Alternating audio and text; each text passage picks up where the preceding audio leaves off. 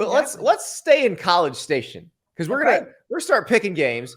These lines all come from our friends at FanDuel. Auburn at Texas A&M. Kayce, you are the person I come to when I want to diagnose the psyche of the people in Aggie land. Where are we at right now with this team?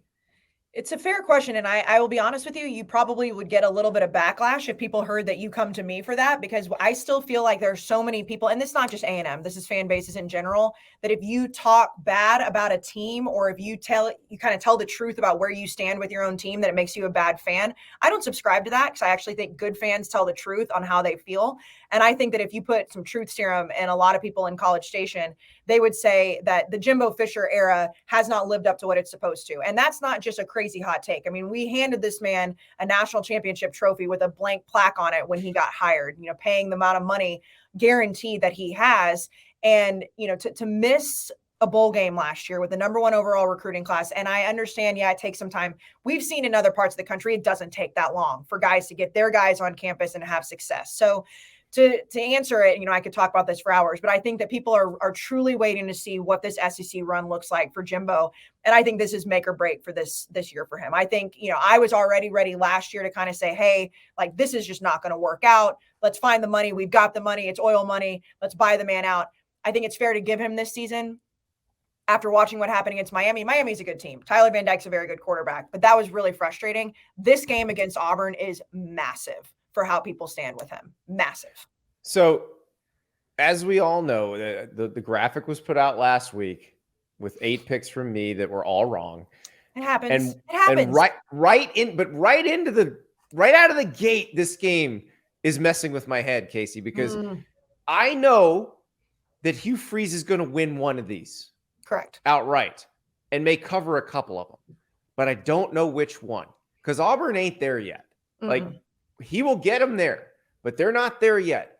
And the part I can't figure out with Texas A&M is it possible that Miami's just good?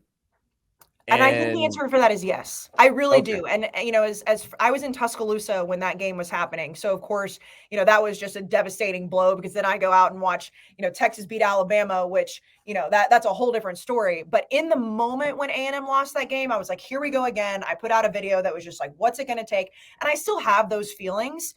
However, I think Miami is actually very good. When you look at the ACC, and we'll talk about Clemson and Florida State later on, but Miami's in the mix for me, because I do think that A&M is better than what I felt like when they lost. And I think Miami was this year what they were supposed to be last year.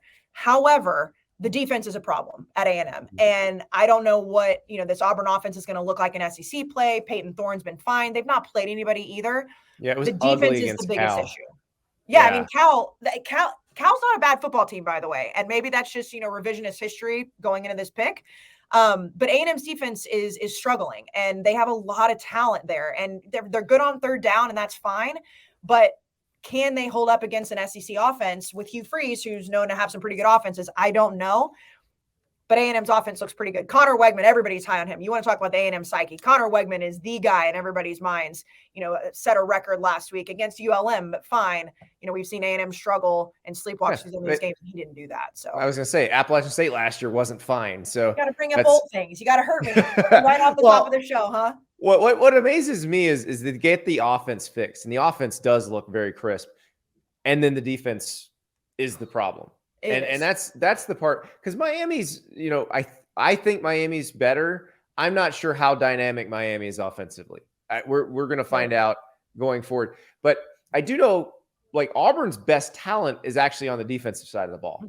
So that's what's in the back of my head when I get 7.5 points in a game, is thinking, okay, maybe they do slow down A&M's offense a little bit.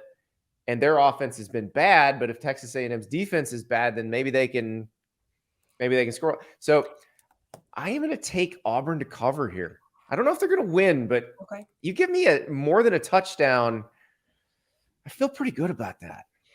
Yeah, no, I don't hate that. I'm going to take A&M, and it's not just because I'm an Aggie. I do think that this is the type of game that we're going to see this offense really start to click. And I don't know what to expect with Peyton Thorne. I don't think Auburn is near as bad as a lot of people do. And I know that the SEC West as a whole right now is kind of a gigantic question mark. And that to me is a bigger storyline moving forward. This is one of those games where we're really going to see where these two teams are. I'm going to take A&M in the points. I do think that it's going to be close throughout the first half, though. I don't think that this is one of those games that A&M comes out and just fires. I mean, Hugh Freeze and Jimbo Fisher alone is a headline story. But maybe it's wishful thinking, but I'm going to take A&M in the points. Yeah, it's one of those things where if this is the kind of game we need to see A&M win. Yes. Over and over. Like, they need to win this game. They need to win the Mississippi State game. Like, the ones that are Arkansas, the ones that they have more talent, and they should just, because like Auburn in a couple of years will have the same talent level that A&M has now. Right. So you got to get them now. And that's the bigger thing, Andy, right? It's like, if you're an A&M fan or you're paying attention to what the Aggies are doing, that's the most frustrating part. It's like all the talent in the world, all the money in the world, everything, except for a head coach that appears to right now not be the best fit. So you're right. These are the games that Jimbo has to win in order for his seat to not, be on the hottest setting possible. Yeah, which it's still $76 million. Like, amazing to me. Can you imagine? Can you just imagine knowing you'd never see me again? You would never see me again. I would never work again. Never. And why would you want to, with all the scrutiny that these coaches get? Like, see ya. I'll be on a boat somewhere. Exactly. All right. Thank you so much for watching. Just a reminder, subscribe to this channel right here so you never miss an episode of Andy Staples on 3.